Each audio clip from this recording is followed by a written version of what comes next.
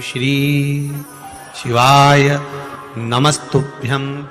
के शिवलिंग को बनाने के लिए मिट्टी कहाँ की होना चाहिए, किस जगह पर बनाना चाहिए, मिट्टी में कैसा जल मिलाना चाहिए, जब शिवलिंग का निर्माण करें, शंकर के शिवलिंग को जब बनाएं तो सबसे पहले कैसे बनाएं, उस तक का विधान शिव महापुराण में और लिंग पुराण में कहा गया।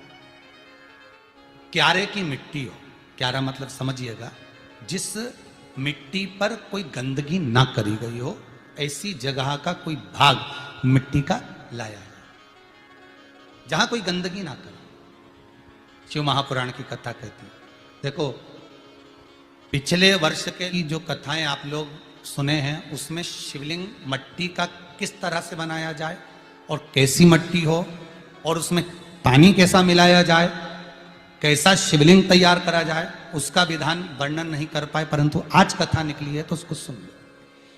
क्यारे की मिट्टी, क्यारे की मिट्टी मतलब जिस मिट्टी पर कोई गंदगी ना करी गई हो ऐसी जगह की मिट्टी को लेकर जाए और मिट्टी को लाने के बाद थोड़ा पानी का सींचन कर दें, अर्थात घर में लाएं तो उससे पहले मिट्टी को पवित्र करें। अपने घर में गंगा जल रखा हो, यमुना जल रखा हो, सरयू जी का जल रखा हो, उससे मिट्टी का सींचन कर दें। मान लो अगर ये जल नहीं भी है तो जल के अंदर थोड़ा सा इत्र डालकर मिट्टी का सींचन करें।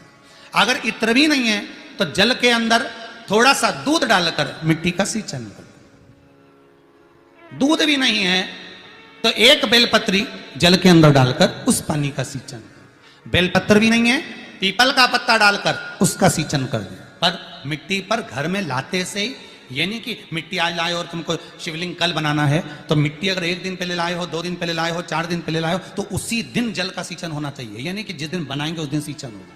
मिट्टी पर पानी का छींटा, सींचन भले ज्यादा मत डालो पर छींटा तो उस दिन लगा देना चाहिए जिस दिन घर में मिट्टी लेकर आए हो।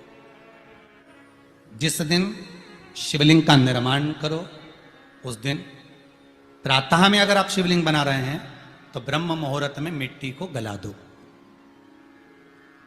किस पानी से गलाना है उसका भी प्रमाण, उसका भी शास्त्र वर्णन कर रहा है। किस जल से गलाया जाए, शिव महापुराण की कथा कहती है अगर आपको आज शिवलिंग का निर्माण करना है, शाम को आप शिवलिंग का निर्माण कर रहे हो तो अपने पानी का जो मटका होता है, हंडा होता है, रसोई घर में जहां पानी भर कर रखते हो उसके नजदीक में एक कलश जिसमें अलग से ताजा जल भरा जाए और उस पर प्लेट ढकी हो और उस पर एक चावल का दाना रखा हो, उस जल को लेकर आओ।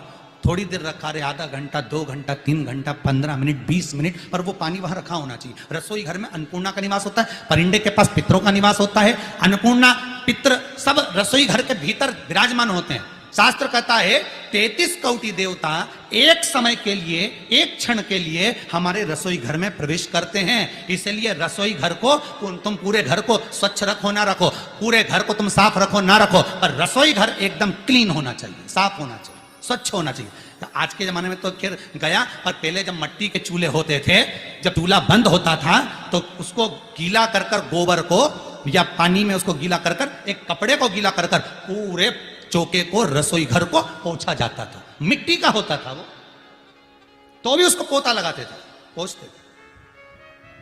तो पहला क्रम है पार्थिव शिवलिंग का निर्माण।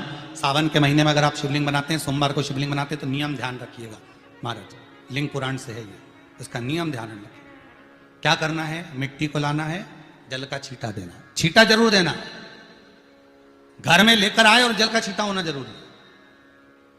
2 दिन तक, 3 दिन तक मिट्टी रखी हुई है और उसके बाद अगर आपने पानी का छींटा नहीं दिया है और आपने डायरेक्ट मिट्टी को गला दिया और उसके बाद बनाया तो उसका कोई प्रमाण नहीं।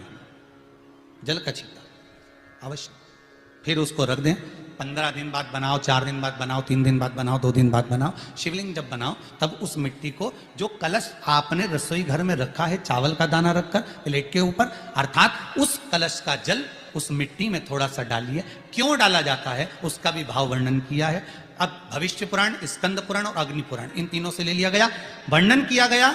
जब उस कलश का जल हम डालते हैं तो उस कलश में पितरों का भाव आ जाता है, अन्नपूर्णा का भाव हो जाता है, घर में लक्ष्मी का भाव हो जाता है, संपदा का भाव हो जाता है। पूरे 24 घंटे के अंदर एक क्षण के लिए रसोई घर में 33 कोटि देवता आते हैं, तो वो देवता का सारा भाव उस कलश के अंदर आ जाता है। और वो जल जब हम उस मिट्टी में मिलाते हैं तो गंगा, यमुना, सरयू, सरस्वती, ये 33 कोटि देवता में, तो इन सब का आनंद उस जल में आ जाता है। और वो जल जब हम मिट्टी में मिलाते हैं तो मिट्टी पवित्र हो जाती है, स्वयं कैलाश अधिपति को स्वीकार करने के लायक हो जाती है, निर्मित करने के लायक हो जाती है। शिवलिंग का निर्माण, अब शिवलिंग का निर्माण कैसे करना? मिट्टी में गला दिया पानी में। सबसे पहले शिवलिंग बनाने से पहले पात्र जो होता है उसके नीचे एक बेलपत्र रखी जाती है। क्या रखना है? एक बेलपत्र। शंकर को झेलने के लिए कोई साधारण नहीं है पात्र जिसपे झेला जाए। स्वयं गंगा शिव की जटा में और आप शंकर के शिवलिंग का निर्माण कर रहे हो, कोई साधारण नहीं हो सकता। बस एक बेलपत्र, साधारण भाव में बेलपत्र भी सीधा भाग, और इस बेलपत्र की जो डंडी है वो उत्तर दिशा में रखना है थाली के अंतर्गत। जब आप शिवलिंग का निर्माण करें उत्तर, इसके ऊपर जो गलाई हुई मिट्टी है वो डाल दीजिए, और डालने के बाद सबसे पहले शिवलिंग का स्वरूप बनाना है। सबसे पहले नीचे की जलाधारी नहीं बनाना। क्या बनाना है? शिवलिंग का स्वरूप बनाना। बनाने के बाद उसी शिवलिंग के पास में और मिट्टी डाल लीजिए, फिर जलाधारी का निर्माण करें। फिर जलाधारी, शिवलिंग जलाधारी निर्मित हो गई। शंकर जी का संपूर्ण परिवार शिवलिंग में रहता है, आपको पहले भी कहा। भगवान भूत अधिपति भूतेश्वर भगवान शिव का संपूर्ण परिवार शिवलिंग में निर्मित करा शिवलिंग। एक बार सब जितने भी टीवी पर बैठे हैं, सम्मुख में कथा सुन रहे हैं, फेसबुक यूट्यूब पर सुन रहे हैं, एक बार साथ में समझें वापिस निर्माण को, शिवलिंग के निर्माण को। मिट्टी लाए, स्वच्छ जगह की, जल का छींटा दिया, रखा। जब शिवलिंग बनाया तो एक कलश पानी पहले से 2 घंटा, आधा घंटा, 15 मिनट, 20 मिनट पहले उसको रख दिया। उसी पानी से उसको गीला करा। गीला करने के बाद उसका निर्माण सबसे पहले बेलपत्री, बेलपत्री के ऊपर मिट्टी, मिट्टी के ऊपर रखकर शिवलिंग का निर्माण, फिर जलाधारी का निर्माण, जलाधारी का निर्माण और शिवलिंग का निर्माण पूर्ण होने के बाद में फिर बाबा का सुंदर भाव से आप श्रृंगार करें, अभिषेक करें, पूजन करें।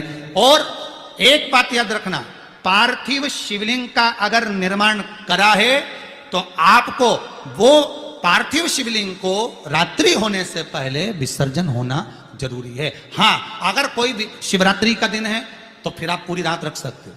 हरतालिका तीज का दिन है, पूरी रात रख सकते हो। बड़ी तीज है, छोटी तीज है, आप शिवलिंग बनाए हो तो आप पूरी रात रख सकते हो। विशेष कोई उत्सव है, श्रावण का महीना है, पूरी रात रख सकते हो। पर बाकी के समय अगर आप शिवलिंग का निर्माण करें तो उसको सूर्यास्त होने के पहले आप उसको नदी में, जल में, जलाशय में विसर्जन करें। बहुत ध्यान दीजिएगा, विसर्जन करते समय जब आप विसर्जन करें, पानी में अपने पात्र को, शिवलिंग को जब छोड़ें, उस समय पर ध्यान दीजिएगा कि शिवलिंग की जो जल की धार है, जिसका उत्तर की ओर जो जल की धार होती है, विसर्जन करते समय वो जल की धार अर्थात वो उत्तर का भाग हमारी ओर होना चाहिए, और थाली इस तरह से पकड़ें कि वो भाग हमको जब डालें तो वो भाग हमको दिखे, थोड़ा सा नजर आए पानी में डालते समय। और जब वो थोड़ा भाग दिखता रहे, और जिसलिए आपने शिवलिंग बनाया, जिस कामना से आपने शिवलिंग बनाया है, वो कामना उस भाग को पानी में देखते देखते बोल दीजिए, वो कामना पूर्ण हो जाती है। इसको कहते हैं पार्थिव शिवलिंग का निर्माण करना और उसकी आराधना करना। उसकी आराधना कई लोग करते हैं, बना भी लेते हैं, पूजन भी करते हैं, और कई बार कहते हैं हमारा काम नहीं, तो उसमें भगवान का दोष नहीं है, दोष अपना देखो। आप आए नहीं, सुबह हो गई, मेरी पूजा की थाली धरी की धरी रह गई। क्यों नहीं आए, किस लिए नहीं, वो हमें देखना।